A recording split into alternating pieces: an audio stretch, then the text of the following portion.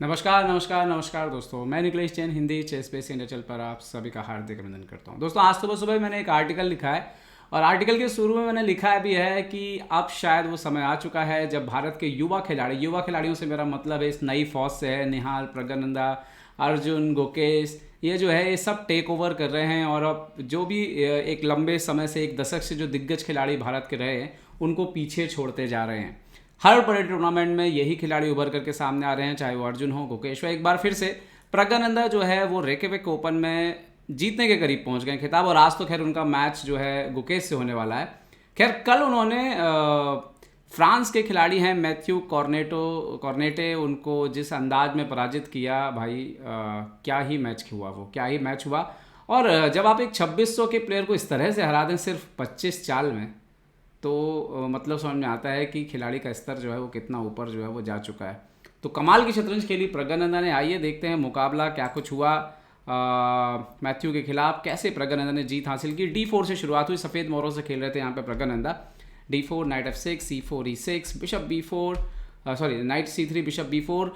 यहाँ पर निम्जो इंडियन जो है वेरिएशन, यहाँ पर डिफेंस खेला गया। रूबिनस्टाइन वेरिएशन में मुकाबला हुआ। E3 मेन लाइन खेली यहाँ पे प्रज्ञानंदा ने, नाउ कासल। और अब प्रज्ञानंदा चुनते हैं बिशप D2। बिशप D2 उतना ज़्यादा नहीं खेला जाता है। पिछले दिनों में आरोनियन जो है इसके मास्टर रहे हैं इस लाइन को खेलने के, और एक्चुअली में प्रज्ञानंदा आरोनियन और एसिपेंको का एक गेम फॉलो कर रहे थे। ओके, D5 खेला यहाँ पर मैथ्यू ने। So now night F3, B6, bishop को निकालने की कवायद, क्योंकि आपका सेंटर में तो लाइट कलर के पॉन्स हैं तो उसको कहीं ना कहीं से जो है वो आपको बेहतर स्थिति देनी ही पड़ती है।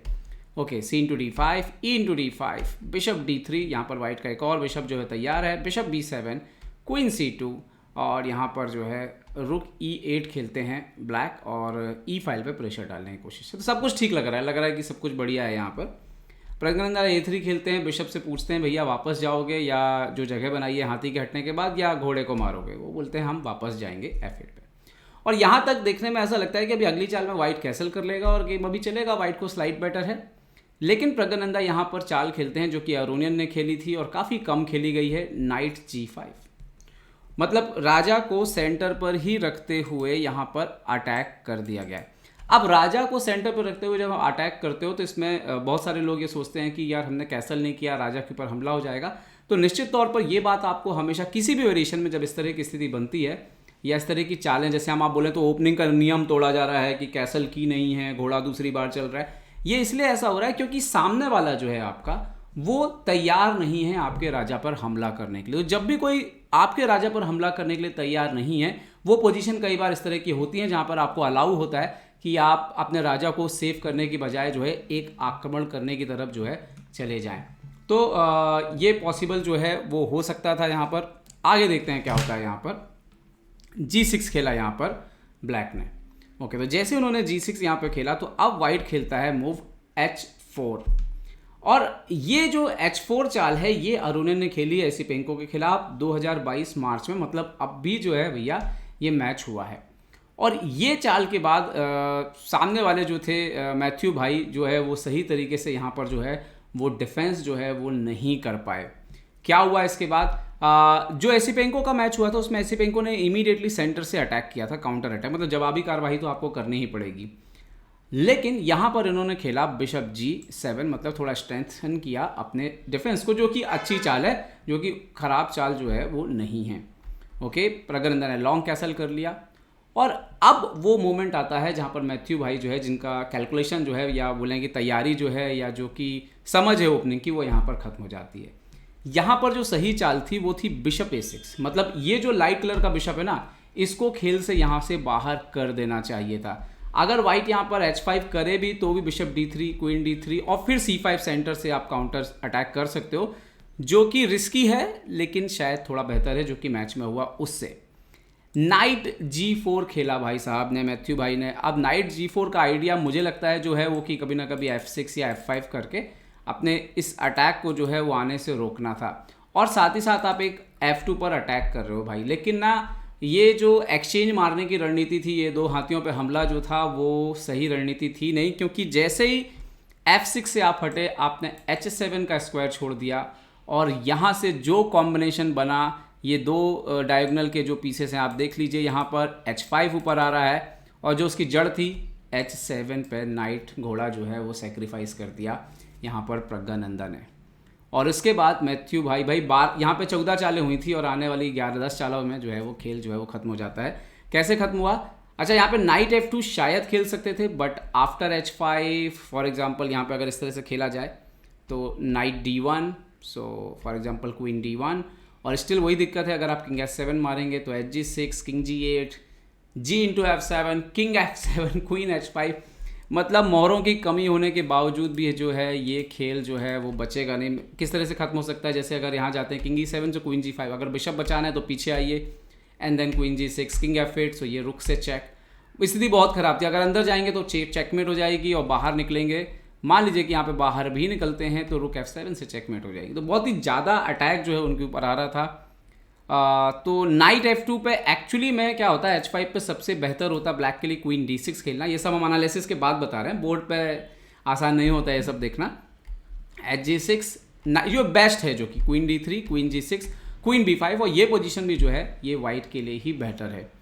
तो खैर मैच में क्या हुआ? मैच में मैथ्यू भाई साहब ने मार लिया, और भाई जो मारा उसके बाद तो फिर तो जो भी मारा प्रज्ञानंदा नहीं मारा, उसके बाद H5 आया और अब सीधा G6 पे जो है सीधा हमले की तैयारी है। उन्होंने किंग को पीछे हटाया। यहाँ पर भी अगर नाइट F2 मारेंगे तो भी वही प्रॉब्लम हुआ, G6 जो कि मैंने आपको पूरा वेरिएशन दिखाया, एक रुक जाता भी है तो जाएगा, लेकिन किंग नहीं बचेगा अपोनेंट का। तो किंग G8 खेला उन्होंने, सो नाउ H6, और यहाँ पर उन्होंने खेला F6। और अब प्रज्ञानंदा देखिए, प्रज्ञानंदा का पूरा एक पीस डाउन है, लेकिन दिक्कत ये है कि अपोनेंट के जो 2-3 मोहरे हैं ना, ये किसी भी तरह से डिफेंस में आ नहीं पाएंगे जल्दी से। और ये हाथी के पास जो ये जो ओपन फाइल है, जो हाथी का पावर है अभी ना, वो 5 पॉइंट नहीं, आप 7 पॉइंट मान लो। और धीरे धीरे किस तरह से ये घोड़ा जो गेम में आएगा वो तो कमाल की ही है। चालें आप देखिए कैसे कैसे मोहरे गेम में आते जाएंगे। सबसे पहले तो उन्होंने F2 वाला पॉन बचा लिया एक बार, नाइट C6 आए, वो मोहरे निकले पहले तो, जो मोहरे नहीं निकले तो नाइट E2, अब ये G3 से H5 जाने की तैयारी है और कोई रोकने वाला नहीं था। सबसे बड़ी बात है कि अब जैसे F6 के स्क्वायर पे आपका पॉन है तो वहाँ पे नाइट भी पीछे जाके आपको डिफेंस नहीं कर सकता है, ठीक है। और दिक्कत यह है कि आपके इनके जो मोहरे हैं ब्लैक के, वो गेम में बचाने के लिए खुद को सामने आ ही नहीं पा रहे थे। तो अभी आगे देखिए गेम में क्या हुआ। उन्होंने खेला क्वीन D6, आइडिया था उनका क्वीन D6 खेलने का कि F5 करके बाद में G6 पे अटैक करेंगे, ठीक है। लेकिन देखिए क्या हुआ, नाइट G3, उन्होंने खेला नाइट E7, G6 पर अटैक किया, तो इन्होंने पहले खेल दिया रुक H7, तो G6 तो अभी तो मर नहीं रहा है। अब F5 किया और वही G6 मारने की तैयारी की, तो अब खेला नाइट H5।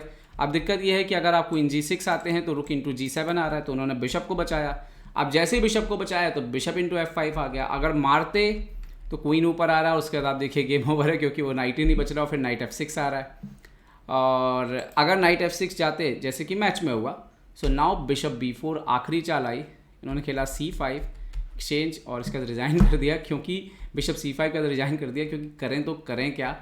फॉर एग्जांपल जैसे कि मान लो क्वीन A6 खेल लें, तो यहाँ पर नाइट F6 आएगा, क्वीन F6 और उसके बाद बिशप D4 के बाद गेम ओवर, क्योंकि देखिए H8 पे लगी हुई है मात।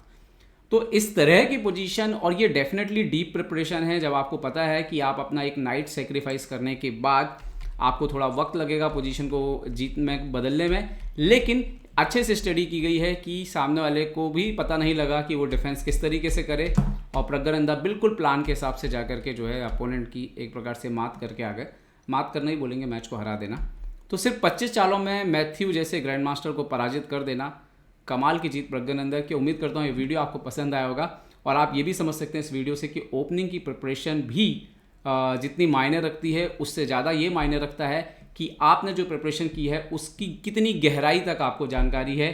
क्या एक जीते हुए मैच को, क्या एक बेहतर मैच को आप सही में जीत में बदल सकते हैं, उसकी आपकी कितनी तैयारी है, वो भी उतना ही महत्वपूर्ण है। उम्मीद करता हूँ वीडियो आपको पसंद आया होगा। पसंद आया तो लाइक, शेयर और सब्सक्राइब करना ना भूलें। देखते रहिए ChessBase India. ChessBase India के लिए मैं निकलेश जैन। जय हिंद दोस्तों।